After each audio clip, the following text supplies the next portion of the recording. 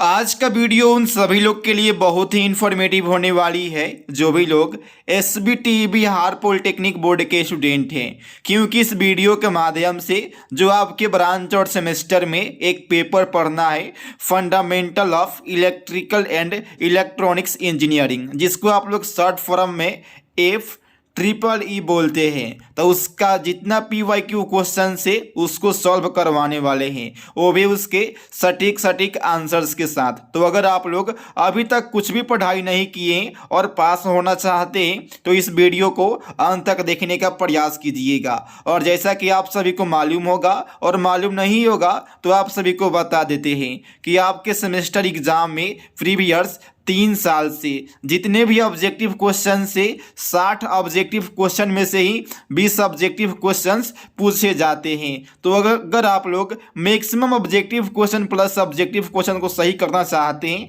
तो इस वीडियो को अंत तक देखने का प्रयास कीजिएगा।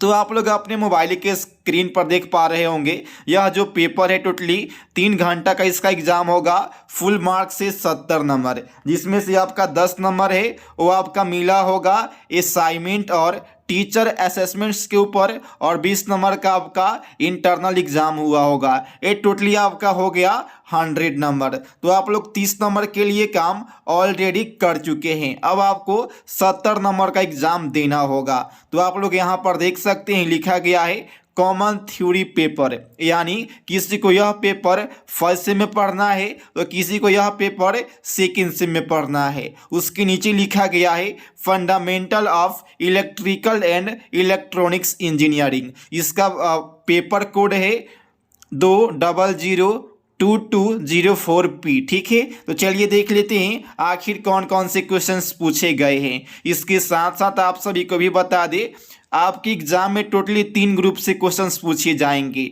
ग्रुप ए में टोटली ऑब्जेक्टिव होगा, ग्रुप बी में सब्जेक्टिव होगा जो 4 नंबर का होगा। उसके बाद जो ग्रुप सी होगा उसका भी जो क्वेश्चंस होगा वो भी सब्जेक्टिव होगा, लेकिन वो होगा 6 नंबर का। तो चलिए देख लेते हैं कौन कौन से ऑब्जेक्टिव क्वेश्चंस पूछे गए हैं पिछले बार। तो आप लोग यहाँ पर देख पा रहे होंगे क्वेश्चन से in ideal voltage sources should have, यानी एक आदर्श वोल्टेज स्रोत में होना चाहिए।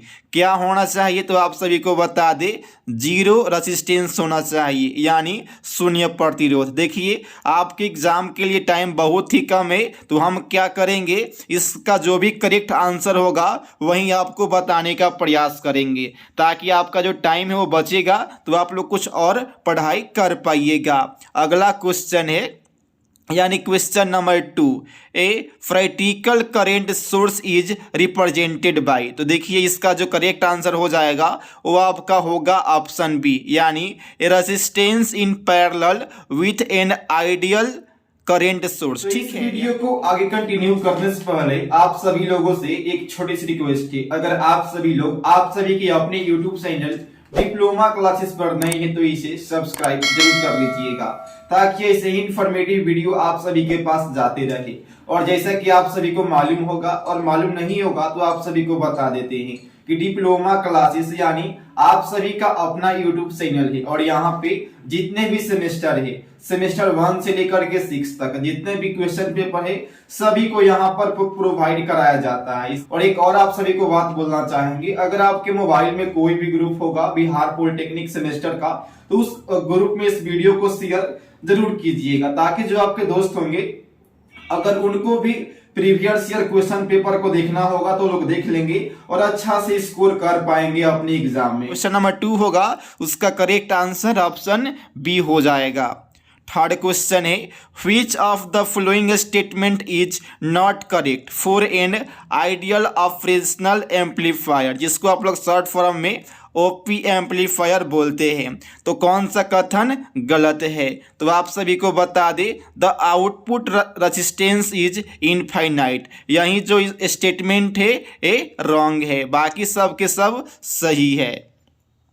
अगला क्वेश्चन से देखिए an operational amplifier as a voltage followers has a voltage gain of, तो क्या होता है तो यूनिटी होता है, यानी जो क्वेश्चन नंबर 4 है इसका करेक्ट आंसर ऑप्शन सी हो जाएगा। अगला क्वेश्चन है इन differential mode of N operational amplifier. तो आप सभी को बता दें जो क्वेश्चन नंबर 5 है इसका करेक्ट आंसर हो जाएगा opposite signals are applied to the inputs. ठीक है, यानी क्वेश्चन नंबर 5 का करेक्ट आंसर ऑप्शन ए हो जाएगा। अगला क्वेश्चन है the expression for a absorption law is given by. तो क्या होगा A plus A B equal to क्या होगा, तो ए हो जाएगा।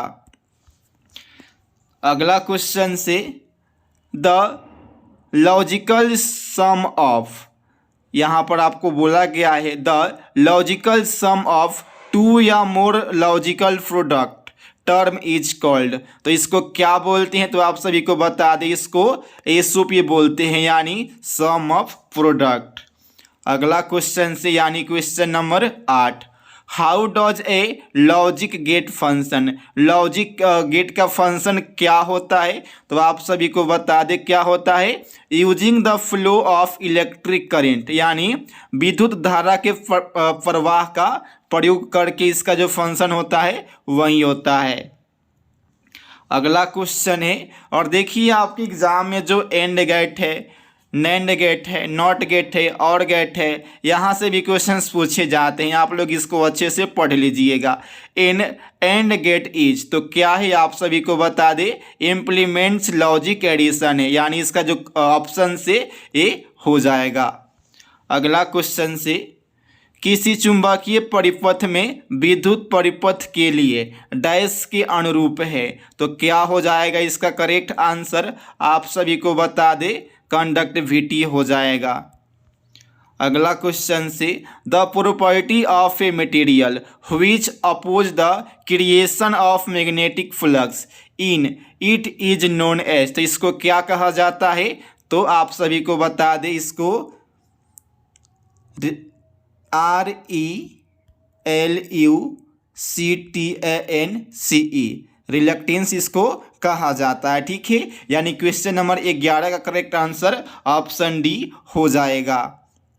अगला क्वेश्चन है यानी question number 12 if the area of hysteresis loop of a material is large the hysteresis loss in this material will be. तो क्या होगा, तो आप सभी को बता दे लार्ज होगा, यानी बड़ा होगा। अगला क्वेश्चन से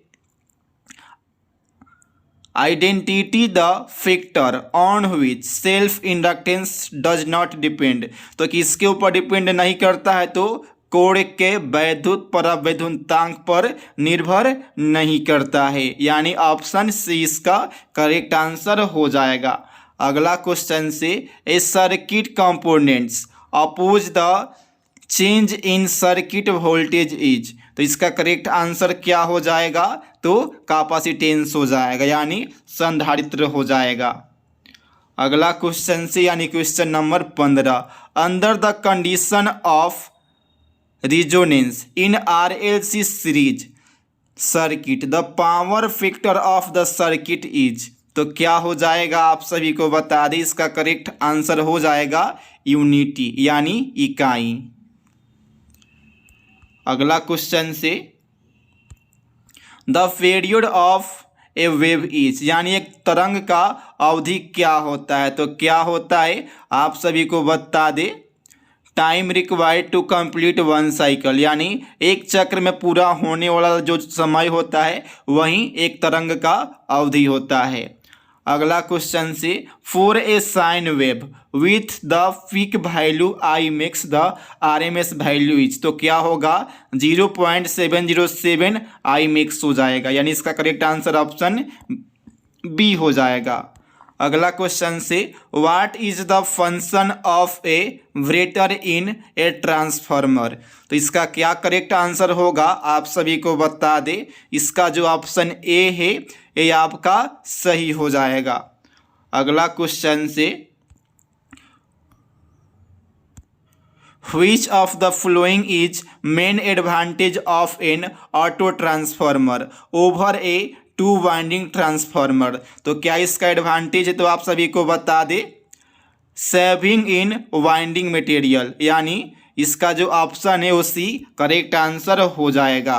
अगला क्वेश्चन से the condition for maximum power in case of DC motor is, तो क्या हो जाएगा आप सभी को बता दे, बैक ईएमएफ बराबर 1/2 मल्टीप्लाई सप्लाई वोल्टेज। तो ये रहा आपका 20 सब्जेक्टिव क्वेश्चन। आप लोग कमेंट करके जरूर बताइएगा कि आपको पहले से कितना क्वेश्चंस याद थे। अब रहा सब्जेक्टिव क्वेश्चंस, तो आपको इसको लेने के लिए आप सभी के अपने यूट्यूब चैनल डिप्लोमा क्लासेस के इंस्टाग्राम आईडी पर मैसेज करना होगा। इंस्टाग्राम आईडी है डिप्लोमा क्लासेस 1, आप लोग वहां पर मैसेज कीजिएगा। इसके बाद के जो भी क्वेश्चंस होंगे आपको प्रोवाइड कर देंगे। और आपके एग्जाम के लिए best of luck. Thank you.